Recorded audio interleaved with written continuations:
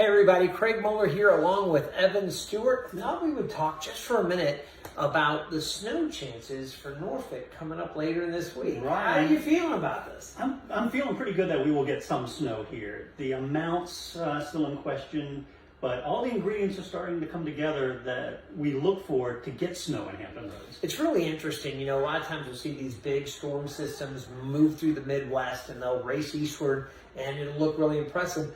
But that stuff doesn't always reach us here. It kind of modifies a lot when it crosses the mountains or we get some of that warmer ocean water. There's a setup here that we really need the ingredients to come together to produce significant snow. And it's looking like we may get that setup. And of course, we're talking about the colder air being in place. Yes. When these storm systems have to bring it, how many times do we get let down? It's like, that's it. No. Exactly. You need something to bring the cold air in first, and we have that on Thursday with the cold front that's moving through. Yeah, the strong Arctic front's going to come through, drop temperatures significantly. It's going to stay cool through the weekend.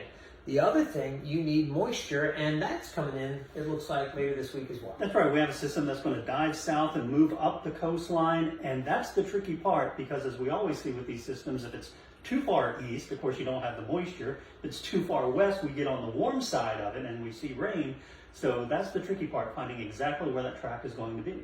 Well, it does look like with that cold front coming through, the cold air is going to be here, and we have this low that's going to move kind of along and just out, maybe just off ahead of the front to throw the moisture back into the cold air. The tricky part here, Evan, is going to be pinning down amounts, and everybody wants to know days and days and days in advance. We are seeing huge swings in the amounts of snow already just model run to model. Every 6 hours or 12 hours, it looks vastly different. Right. I was thinking last night how to, kind of give people an idea. Right now, it's like when you're at the optometrist and he's going A or B, A or B, C or D. We're probably in that C, D, E, F. We're not quite there.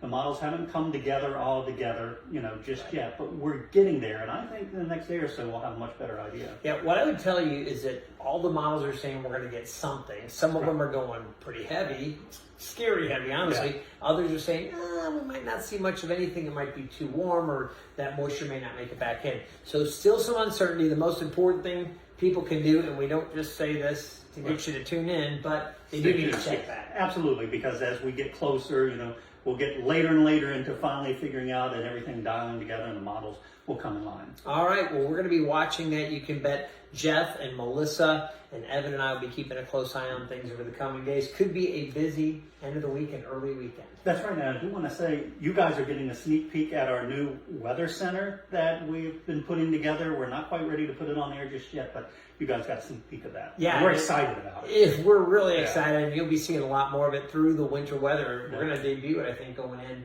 to the upcoming weekend. Sounds good. Good stuff. All right, guys, stay tuned to 13 News for more updates. We'll keep you informed.